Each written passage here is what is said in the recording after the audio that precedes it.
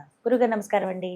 వాగర్థావివ సంపృక్తౌ వాగర్థ ప్రతిపత్తయే జగతః పితరౌ వందే పార్వతీ పరమేశ్వరౌ ఆదిత్యాయ చ సోమాయ మంగళాయ బుధాయ చ గురుశుక్ర శనిభ్యశ్చ రాహవే కేతవే నమః. శృంగేరి జగద్గురు పీఠాధిపతులకి కంచి పీఠాధిపతులకి నమస్కారములు తెలియజేసుకుంటూ కార్యక్రమాన్ని ప్రారంభిద్దాం. గురుగారు వసంత నవరాత్రులు ఇప్పుడు ఉగాదితోనే ప్రారంభం కదండి? పాడ్యమి నుంచి పాడ్యమి ప్రారంభం కదా? ఎప్పుడైతే అంటే వసంత ఋతువు చైత్రమాసము పాడ్యమి తిథి ఎప్పుడొస్తుందో అప్పుడే మనం మొదటి రోజుగా నవరాత్రుల్లో ప్రారంభం రోజుగా చేసుకోవచ్చు. అంటే ఇప్పుడు 19 ప్రారంభం, 19 వసంత నవరాత్రులు ప్రారంభమవుతాయి. మనకు ఉగాది కూడా అదే రోజున ఆ రోజే చక్కగా ఉగాది చేసుకోవచ్చు. వసంత నవరాత్రులు కూడా. ఇక్కడ ఒక సందేహం, ప్రధానంగా ఆరాధించవలసిన దేవత ఎవరండి ఇప్పుడు నవరాత్రుల్లో? ప్రత్యక్ష నవరాత్రులు, గుప్త నవరాత్రులు అని మొత్తం సంవత్సరానికి 4 ఉన్నాయి. దుర్గా నవరాత్రులు, వసంత నవరాత్రులు ప్రత్యక్షంగా చేసుకోదగినట్టు. గుప్త నవరాత్రులు అంటే కేవలం ఉపాసనాపరులు మాత్రమే ఎవరి ఇళ్లలో వాళ్ళు ఎవరికి చెప్పుకోకుండా చక్కగా చేసుకున్నట్టుంది. కానీ వీటిని కూడా బహిర్గతం చేసేసారు.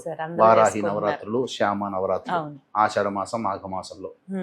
అయితే ప్రధానంగా మనకు ఈ వసంత నవరాత్రులు అనేటువంటిది గుర్తుకు రాగానే, చైత్రమాసం రాగానే గుర్తుకొచ్చేటువంటి ఆరాధ్య దైవము రామ భగవాన్ల వారు. శ్రీరాముడు నవమి రోజున జన్మించడం, పునరుసు నక్షత్రం అనేటువంటిది.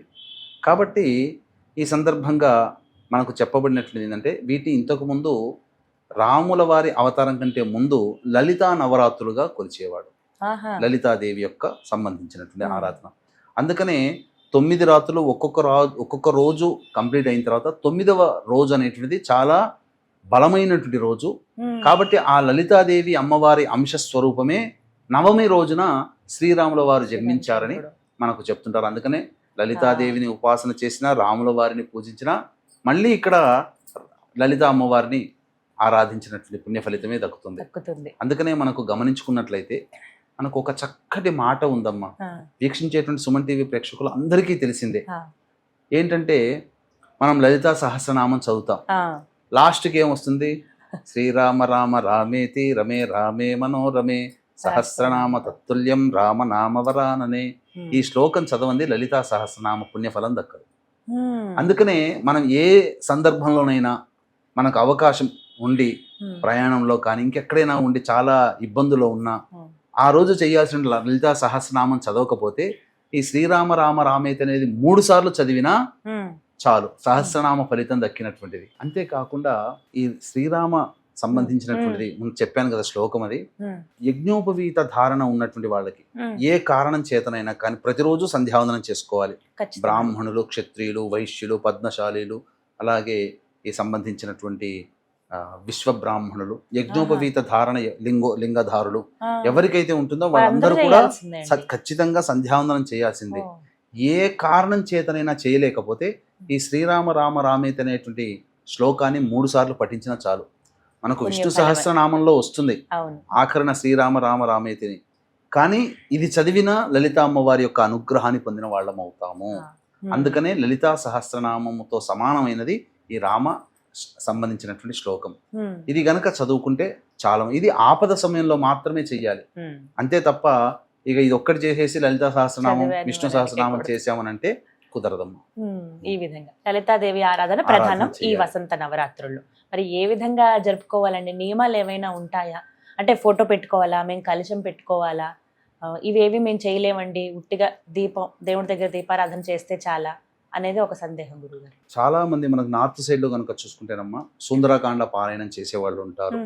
అలాగే శ్రీరామునికి సంబంధించినటువంటి పట్టాభిషేకం జరిగేంత వరకు ఉన్నటువంటి ఘట్టాన్ని పారాయణం చేసేవాళ్ళు ఈ వసంత నవరాత్రుల్లో 9 రోజుల పాటు గమనిస్తారు. అందుకని శ్రీరాముల వారి పట్టాభిషేకం ఉన్నటువంటి చిత్రపటాన్ని ఇంట్లో పెట్టుకుంటారు. అది పెట్టుకోవడం వల్ల సర్వజయత్వం అనేటువంటిది మనకు కలుగుతుంది. కాబట్టి ఈ సర్వజయత్వం అనేటువంటిది సూచికగా ఖచ్చితంగా ఆ రోజున మనం ఈ యొక్క రాముల వారి అనగా చైత్ర పాడ్యమి రాముల వారి పట్టాభిషేకం ఉన్నటువంటి చిత్రపటాన్ని కొనుగోలు చేయాలి.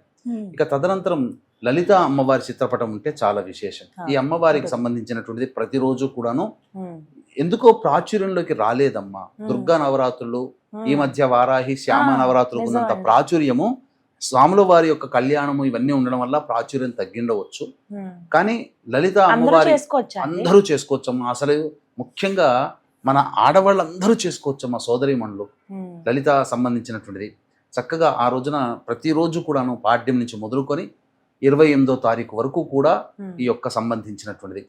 మనకు ముఖ్యంగా గమనించుకుంటే ఉత్తరాభాద్ర నక్షత్రంతో మొదలై పుష్యమి నక్షత్రంతో అంతమవుతుంది. ఇది చాలా దశమి ఆ రోజున చాలా విశేషమమ్మా.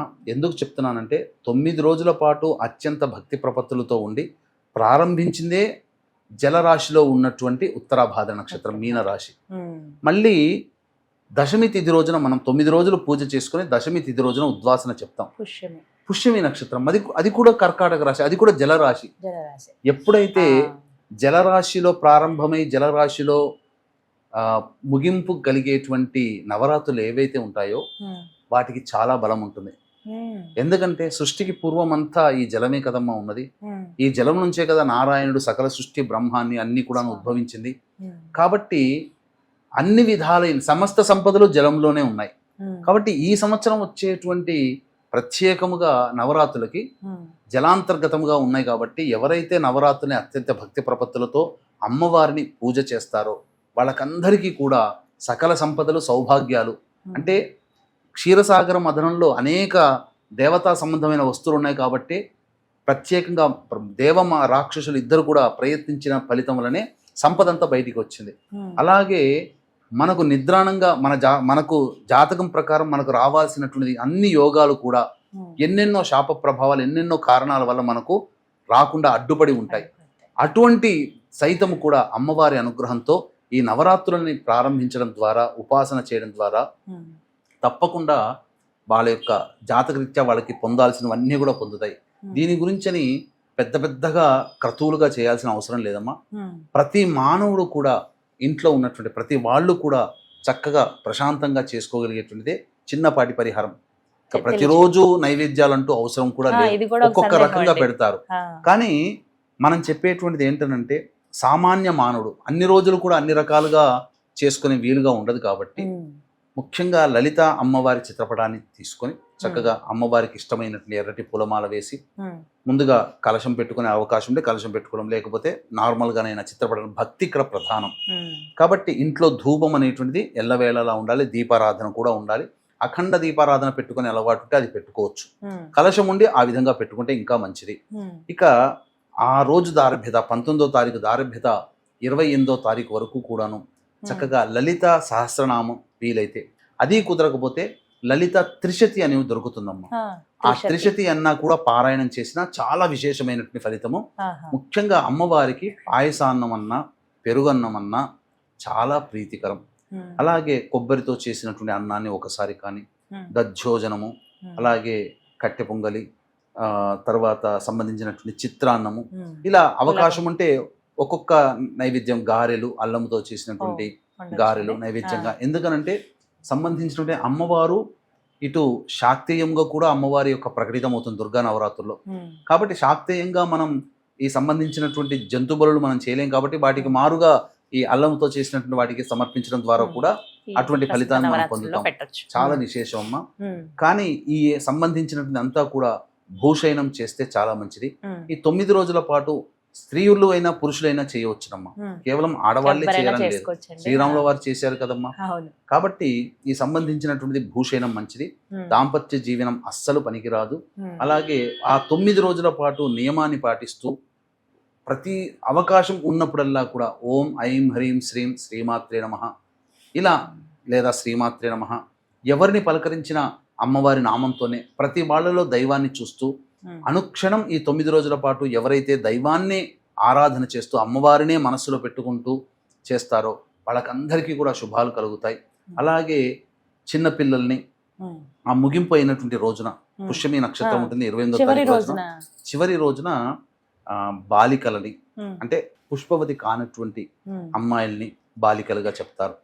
ఆ బాలికలని, అలాగే కన్య, వివాహం కాని కన్య, తర్వాత వివాహమైన తర్వాత ముత్తైదువ, ఈ ముగ్గురిని 3 బేసులుగా ఉన్నటువంటి వాళ్ళని పిలిపించుకుని, లేదా ఒక్కొక్కరినైనా పిలిపించుకొని వాళ్ళకి బాలికకైతే చక్కగా బట్టలు, అలాగే కన్య అయితే బట్టలు, ఇలా ముత్తైదు కూడా బట్టలు పెట్టి వాళ్ళ ఆశీర్వచనం తీసుకుని వాళ్ళందరూ కూడా, అంటే అమ్మవారు మనకు 3 రూపాల్లో మనకు ఆదరిస్తుంది. మనకు బాలికగా బాల రూపంలో, బాల. అలాగే కన్యగా మనకు చక్కగా అన్ని రకాలుగా మనకు సహాయ సహకారం, అలాగే ముత్తైదుగా కూడా అన్ని రకాలుగా మనకు సహాయ సహకారాలు. అంటే ఈ సంబంధించినటువంటి 3 మార్గాలలో మనం అమ్మవారిని కొలుచుకుంటాం. కాబట్టి ఆ 3 మార్గాలకి సంబంధించినటువంటి దేవతా స్వరూపంగా భావించి ఉపాసన చేయడం ద్వారా ఆ యొక్క అమ్మవారి యొక్క అనుగ్రహాన్ని సంపూర్ణంగా పొందిన వాళ్ళమవుతాం. ఖచ్చితంగా చెప్తానమ్మా, ఈ లలితా నవరాత్రులు ఎవరైతే పాటిస్తారో వాళ్ళకి ఈ సంవత్సరం అంతా కూడా అమ్మవారి యొక్క శక్తి నీడలా వారిని వెన్నంటి ఉండి అన్ని ఆపద నుంచి రక్షిస్తుంది అని చెప్పడంలో ఏమాత్రం సందేహం లేదు. అలాగే వీక్షించేటువంటి ప్రేక్షకులు కూడా ఈ యొక్క ఏప్రిల్ 1వ తారీఖు రోజున చైత్ర పౌర్ణమి, చాలామంది నవరాత్రులు పాటిస్తుంటారు, పౌర్ణమి రోజున కూడాను పూర్తి చేస్తారు. కాబట్టి ఈ సందర్భంగా అత్యంత శీఘ్ర ఫలితాన్ని ఇచ్చేటువంటి హస్త నక్షత్రం ఉన్నటువంటి రోజున సాయంకాలం 6 గంటలకి మన పీఠమాధ్వర్యంలో ఏప్రిల్ 1వ తారీఖు రోజున సర్వదోష నివారణ పూజలు హోమాలు అనేటువంటి జరిపించి శక్తిపాతం చేసినటువంటి కరుంగలి మాల ఇవ్వడం జరుగుతుంది. మృత్యుంజయ హోమం, సుదర్శన హోమం, రుద్రహోమం, లక్ష్మీ మూలమంత్ర సంపుటిత లక్ష్మీ సూక్త హోమం, ముఖ్యంగా నవగ్రహాలు అనుగ్రహించడం కోసం నవగ్రహ పాశ్వత హోమం జరిపించడం జరుగుతుంది. ఈ కార్యక్రమంలో గోత్రనామాలు నమోదు చేసుకోదలిచిన వాళ్ళు ఏప్రిల్ 1వ తారీఖు మధ్యాహ్నం 3 గంటల లోపల మీరు నమోదు చేసుకోవచ్చు. మొత్తంగా నవరాత్రులు ఈ విధంగా జరుపుకోవాలి. సంవత్సరం ప్రారంభమే కాబట్టి అమ్మ రక్ష ఎప్పుడూ ఉంటుంది. మీరు చెప్పిన విధంగా ఖచ్చితంగా పాటిస్తాం గురుగారు. ధన్యవాదాలండి. సర్వం శ్రీ ఉమామహేశ్వర పరబ్రహ్మార్పణమస్తు.